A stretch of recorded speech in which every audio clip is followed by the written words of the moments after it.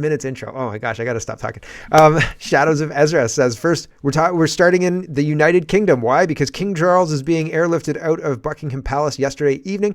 Shadows of Ezra says, King Charles III has officially left Buckingham Palace in a helicopter. Where is he being taken?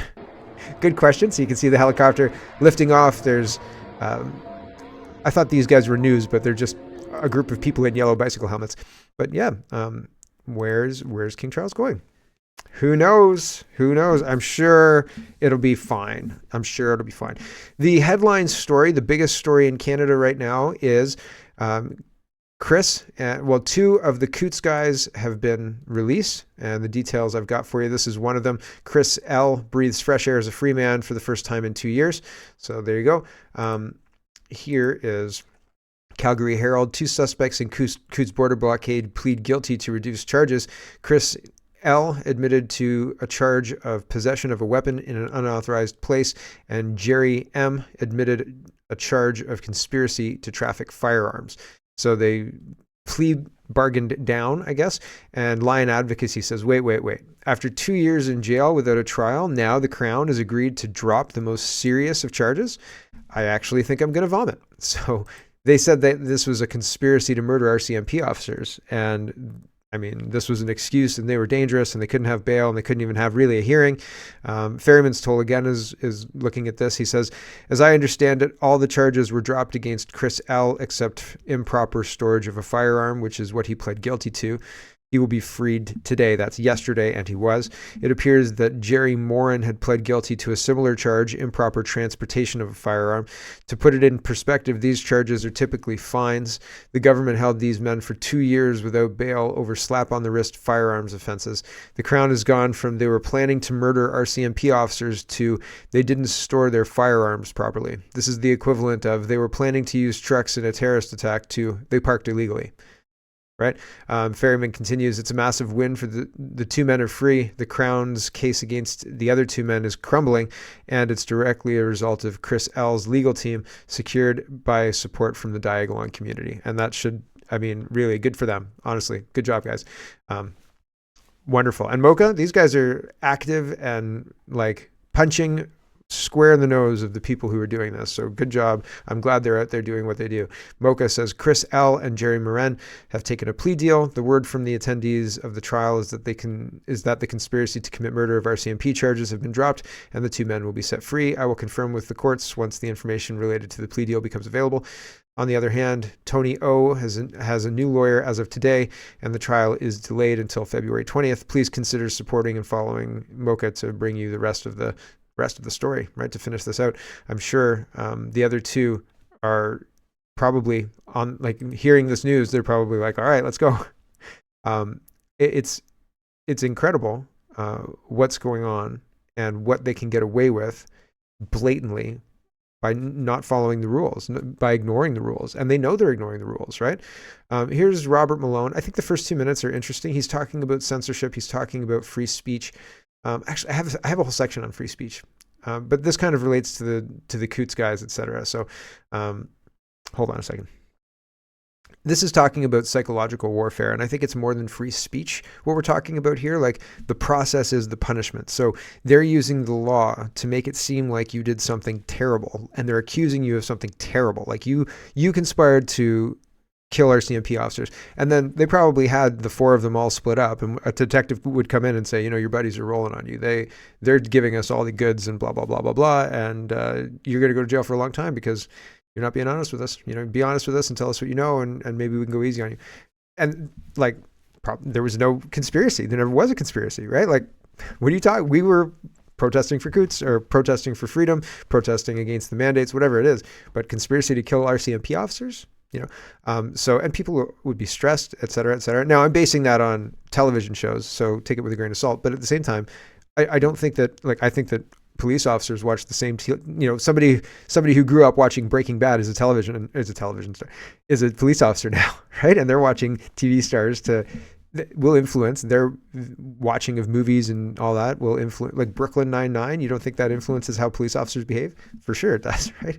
Anyway, the psychological torture is implemented on purpose by the governments, and we shouldn't look away. We should understand what they're doing to us because they're doing this on purpose. Here's Robert Malone, Dr. Malone. From my point of view, the censorship and psychological warfare and cognitive warfare technologies are much more of a threat than SARS-CoV-2 or modified mRNA. These represent fundamental threats to human autonomy, sovereignty, and thought.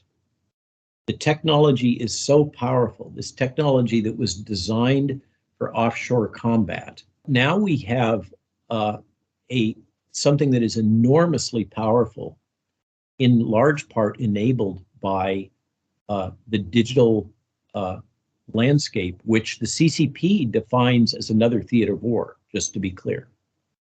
And NATO defines as another theater of war: land, sea, air, and cyber. And they have advanced a variety of warfare technologies for use in cyberspace. And I argue that when a government feels that it is acceptable to deploy this technology against their own citizens, the concept of sovereignty and individual autonomy becomes completely obsolete. The technology is incredibly powerful. Cognitive warfare is designed to attack your subconscious.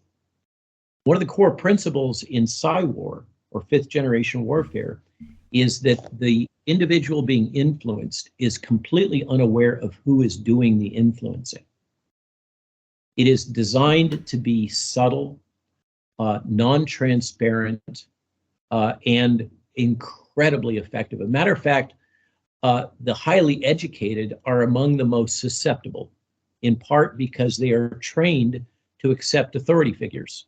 They are trained to assimilate the information they're given, rather than, in most cases, then objectively question. Right.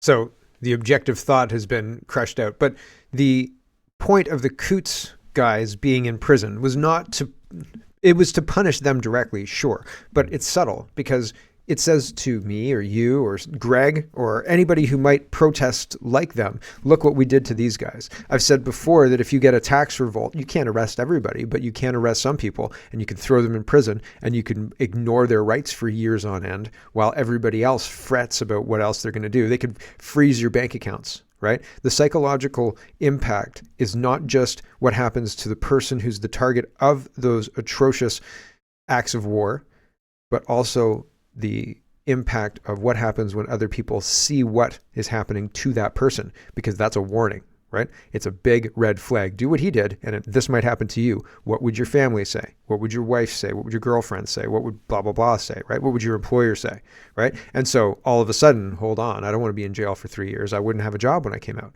or whatever it is, right? Or what happens during the 3 years where I can't do my job? What happens to all the things that I'm supposed to pay for, right? Like, holy smoke. So psychological warfare is a thing, and I think we are actively, currently at war. And I think that our government is not on the side of the Canadian public. They very clearly like Ukraine way better. We're going to talk about Ukraine a lot. We're going to come back to war as well because it seems to be a recurring theme. We're going to talk about it later in the show. Drugs, what's happening in Belleville? I think it's Belleville, yep.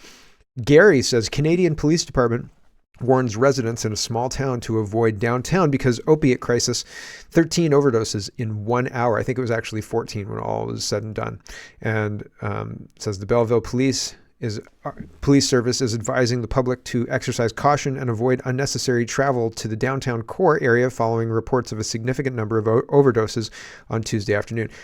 Are the drugs that convincing? Like you just go downtown, like just being downtown, you could overdose? Is that what's going on here? Like, did somebody go around and put a bunch of fentanyl on the surface and people are overdosing through some other means other than injection? Is that what's going on? That's concerning, right? But I don't know. They're just saying, don't come downtown. A whole bunch of people have overdosed. Okay. Emergency officials said they were responding to 13 overdose incidents over the past hour, 3:30 to 4:30 p.m., prompting the need for increased vigilance and awareness in the affected areas.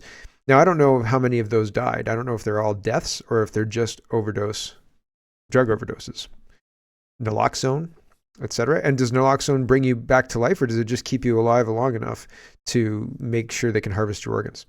The safety and well-being of our community members and emergency responders remain top priority, and the Belleville Police Service is urging individuals to avoid areas where emergency personnel were actively engaged in aiding those in need. Additionally, they are asking motorists to cooperate with law enforcement directives to ensure traffic lanes remain clear for emergency vehicles and personnel. At this time, it's imperative that residents and visitors alike exercise caution and refrain from engaging in activities that may put themselves or others at risk. Please stop overdosing. The Belleville Police Station would like to remind anyone who uses drugs of the advice from the Hastings Prince Edward Public Health Unit. If you use drugs, do not use them when alone, refrain from mixing drugs, and try a small amount first to reduce the risk of drug poisoning, and always have at least one naloxone kit nearby. What happened to don't do drugs? I remember the guy with the frying pan, and he said, this is your brain on drugs, this is your family on drugs, this is your friendships, this is your relationships, this is blah, blah, and he like beats up the kitchen, and he's like, get it? Like, now we're like, oh, you know what? Just try a little bit, and if it's good, have a friend nearby. And don't forget to have your overdose naloxone, right? Just in case you take too much. So that's interesting, right? Warfare, right? What happens when a town of 50,000 people have the police service say, there's so many overdoses downtown, don't come downtown because you might tangentially overdose? What kind of impact does that have on the community, right? Is that a positive impact? And the fact that nobody's saying we have to stop this drug use? No, we have to stop the overdoses. Try your drugs a little bit, says the police department. We have a new speaker gate. They're calling for the removal or the Justin Trudeau to step down, the resignation of Justin Trudeau. And here is Katie Telford going back, or Karina Gould, excuse me, not Katie Telford, Karina Gould, going back to September when Hookah was in the House of Commons and everybody stood up and gave him a standing ovation. And then Rota took the heat. He was the one who invited the Nazi, right? And so he had to resign because he embarrassed Canada. It turns out Justin Trudeau is the one who did that. But here is a reminder that Karina Gould is saying nobody knew, right? It was the speaker who knew and nobody else. So here's Karina Gould just talking about that. 30 seconds. To do it. But what I would say is that the opposition is really misleading Canadians here, because they have tried to put the blame on the Prime Minister when indeed this was something that was solely the initiative of the Speaker of the House of Commons. No one in the chamber that Friday had any prior knowledge that he... Sorry, I'm being very honest, but my mouth is really dry. No one else knew. Justin, excuse me. I don't know where that came from. Very believable. Good job, Karina. Here is Rachel Thomas, and she's an MP, and she's linking Canada Proud. Canada Proud says another Trudeau lie has been exposed. Prime Minister Trudeau, not Speaker Rota, invited Nazi veteran to reception. Holy smoke, right? Color me shocked. I think I showed pictures on the day of Rota's family on Facebook with a picture of him waiting for Zelensky and Trudeau at Trudeau's reception. I remember reporting on this. It's not news, but now it's news because it was written down in a verifiable fact. But it was a verifiable fact when you could look on Facebook and see the family posting pictures of Hunka waiting for Justin Trudeau and Zelensky. Here's Justin Trudeau's ego, and he's sharing the invite. There's an email invite. And so this is a parody account, obviously, but well, maybe not so obviously, right? He says, I know we pinned Nazigate on Speaker Rota, but he was just the fall guy. Every time I have a new scandal, I throw someone under the bus to protect myself, says Justin Trudeau's ego. Anyway, here's a copy of the invitation I sent to a Nazi showing that I personally invited him into Parliament. So it wasn't the initiative of the speaker. It wasn't Anthony Rota who set this up. He was told by somebody higher up, who happens to be Justin Trudeau. Here's the guy you're introducing today. And then he introduced him. And as he's introducing him, he realized, you fought against the Allies in the Second World War? Hold on a second. Quick calculation. And then he got fired for inviting that Nazi. So, I mean, wild. And so the Conservatives are asking, when will you resign? Here's Conservative leader Poilievre talking to Justin Trudeau in the House. After this question, Trudeau leaves, okay? Wall Street Silver says Pierre grills Trudeau over Nazi invitation. Trudeau has emotional outburst and panics. Do you think he should resign? So the question is, you invited the Nazi, you made Speaker Rota resign, Shouldn't you be held to the same standard you demanded of Speaker Rota? And shouldn't you resign? And Trudeau says, you are not standing with Ukraine. And then he leaves the House of Commons. Here we go. Honourable Leader of the Opposition. He's hiked the cost, and he's hiked the crime. He's not worth the cost, and he's not worth the crime after 8 years. He's also not worth the hypocrisy.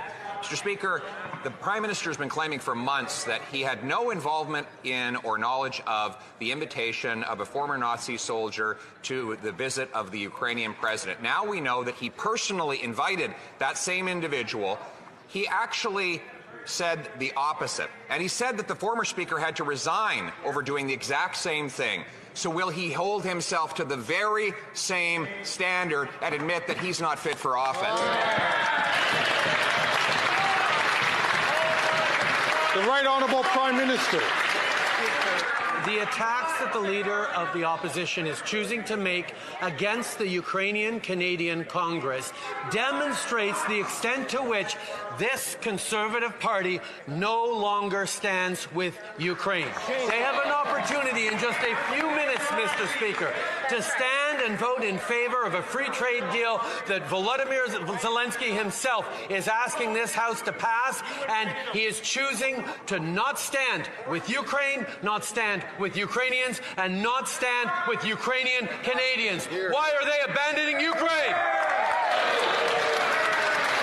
So, right, totally ignored the question. Are you going to hold yourself to the same standard? And he goes, he absolutely doesn't. Here's Melissa Lanceman following up, and she asks the same question, but by the end of her question, Trudeau's got up and left. And I don't know what the timeline is. I don't know if this is immediately following Poilievre's. I don't want to give a false representation. Like, I don't know if this is right after Poilievre asked the question. There may have been other questions between. But when she asks the question, by the time that she finishes, Trudeau has left the House. So he's in a huff, and he doesn't like the pushback because, I mean, they're right. Here we go. Everyone else. A new report by the Globe and Mail shows that the Prime Minister's office invited a Nazi to his diplomatic reception in Toronto. He blamed the Speaker, saying that he acted alone. He's saying he had no idea about any of it. He called for him to take responsibility. He watched him resign, and yesterday he tried to blame the Ukrainian Congress. After all of the embarrassment all over the world, why is he above the rules that he applies to everyone else? The Honourable Government House Leader. Mr. Speaker, what we're talking about is some name that came from a community organization. Obviously, the Prime Minister had no knowledge of this, but here we know what is I just showed you the email. happening over here. We are voting today at third reading on the Canada-Ukraine free trade arrangements. Mr. Zelensky stood there and asked us to pass this. Oh, look at this. Trudeau's right here. He's just not answering. He gets up and leaves the House of Commons. So he's just choosing not to answer this question from Miss Lanceman. That's kind of funny. And here's Wall Street Silver again. I don't need to watch it. And here's footage of Trudeau, or not footage, a picture of Trudeau leaving the House. And sovereign territory of Tim Toria says, "We've all seen why you stand in the House, coward. Resign now, Nazigate." So here's the invitation again, and here is Trudeau leaving the House of Commons because he was frustrated about being. So says everybody. So they're saying that he got frustrated about being raked over the coals for this, and he left. So. Interesting stuff. I think that Justin Trudeau standing with Ukraine, if he loves Ukraine so much, he should move to the Ukraine, right? Like if that's the country he wants to stand for, then see you later, bud. But don't take any of my tax dollars. We're spending way too many tax dollars there anyway, and the Conservatives want to spend tax dollars in Ukraine too, by the way. I'll show you that in just a second. Wiretap Media says Ukraine steals game plan from the Trudeau Liberal playbook. Another procurement contract scandal on January 28th, 24. A report that never made it to the Canadian news cycle outlined a $40 million embezzlement scheme where 100,000 mortar shells were paid for but never made it to the front lines because senior defense officials within the Zelensky regime colluded with an arms supplier for a payday. This, I mean, to me, that says wag the dog all over it, right? Like there's money coming for a war that doesn't really exist. And okay, sure, places are getting blown up, I guess we've seen on social media and stuff. Where's all the footage of this war? Anyway, regardless, it could be a wag the dog situation where everybody's getting rich on the taxpayer dime. And it's kind of a victimless crime, except, all those victims. Here's Justin Trudeau talking about Ukraine. Justin Trudeau says conservative politicians have an opportunity to stand with Ukraine today. Will they? And then there's a video that I don't want to watch. And Justin Trudeau says, update, they didn't. 115 conservative members of parliament voted against the Canada-Ukraine free trade agreement. Is yours one of them? Yeah, well, I mean, everybody, why? I don't want to have a free trade agreement with Ukraine because it seems like it's the money laundering central, like Grand Central Station of the world. And I don't want to have anything to do with it. I would like to audit all of the money we've sent to Ukraine and find out exactly how much has been wasted, because I think a lot of it's been wasted, and how many have been used in music videos to promote the war. Just, putting it out there. Here is Andrew Scheer to discuss why they voted no for this free trade agreement with the Ukraine and what their free trade agreement will be when they form government, probably after the next election, because that's just the way things are trending. Here's Andrew Scheer. Mr. Scheer, how concerned are you that your party's position on the implementation of the free trade agreement will hurt your credibility with Ukrainian communities in Canada?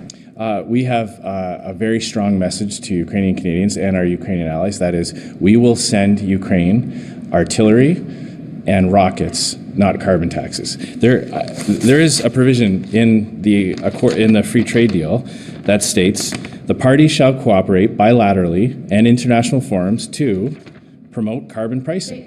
That is a carbon tax. Well, then why does it need to be put in the agreement? Well, and what this would mean is that should Ukraine ever decide to make a different choice, that they would be in violation of a trade deal. Why would we want to impose that on our Ukrainian friends? We'll send them rockets and artillery shells, not carbon taxes. Are you suggesting Canada's imposing a carbon tax on Ukraine? What I'm suggesting is what's in the.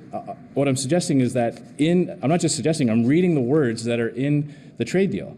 That in order for this trade deal to be implemented, Ukraine must agree to promoting a carbon tax. That is not something that we can support. There is a free trade between Canada and Ukraine already, thanks to a previous Conservative government.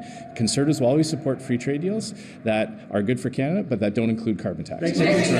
So there you go. Do you support the Conservatives sending mortars and shells and rockets to Ukraine? I don't. The only thing that I support Canada sending to Ukraine is a letter that says, good luck with your peace negotiations. There's no more money forthcoming. And when can you restart repayments? We've got a nice loan set up for you at 5% in a Canadian bank.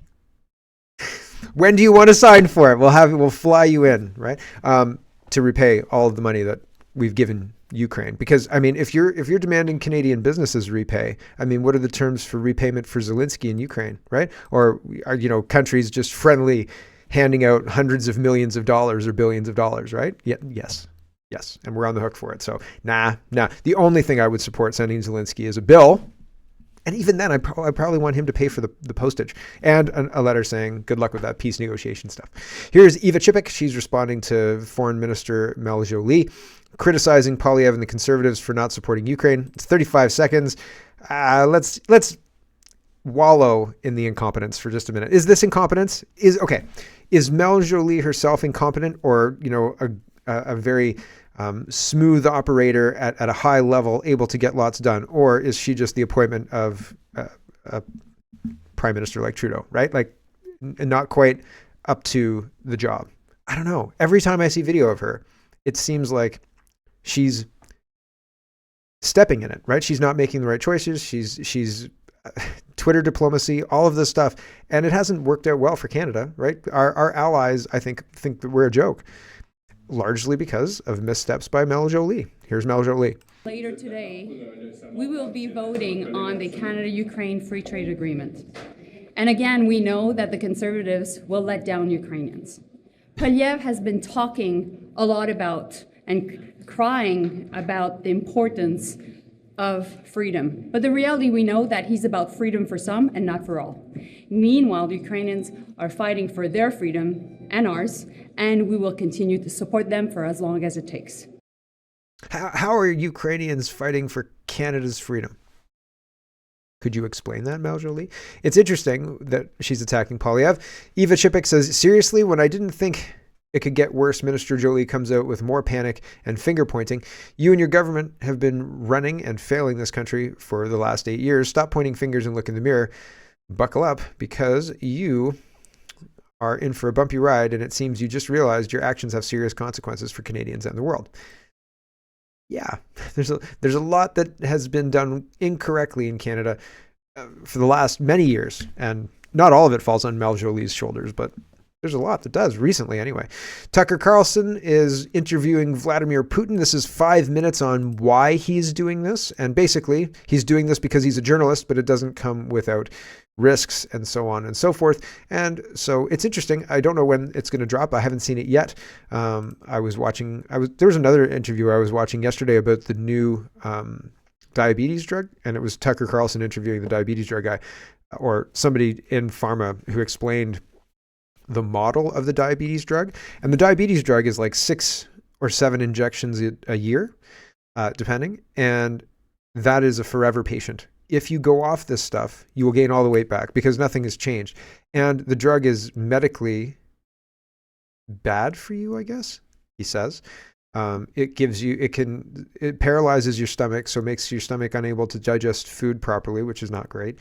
And then basically you kind of stop eating, right? But that's okay if you're diabetic because it gets the diabetes under control. But that's not it. Like, you don't just stop eating totally. There are people who are really happy with the drug, but at the same time, there are people who go on the drug for months and then get off of it before the first year because of all sorts of psychological impacts, et cetera, et cetera, et cetera. And it's very interesting because the model of Weight Watchers is to get behind this drug, because the drug is a moneymaker. And without the drug, you gain weight again because you're not learning good habits. You're using the drug to manage your weight, and that's like not good, right? Especially, like, it's not good.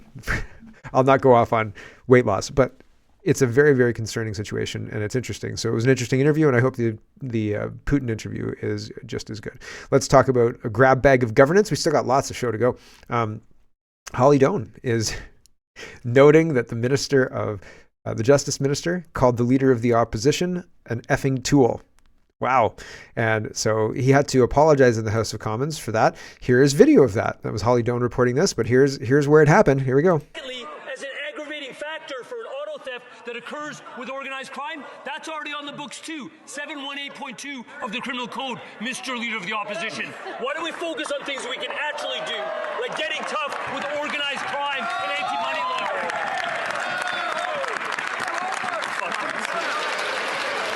The Honourable Leader of the Opposition. Secondly, So this is the Justice Minister, right? Hello, everyone. Thanks very much for watching. This is just a short version of a longer show. If you'd like to get the whole show, you can go over to CanadaPoly.com and sign up for a subscription. Just look in the drop-down tab for Shop and Donate and look for subscriptions, and you'll get immediate access to the full show. Love to see you. Thanks for watching, everybody. Have a wonderful, wonderful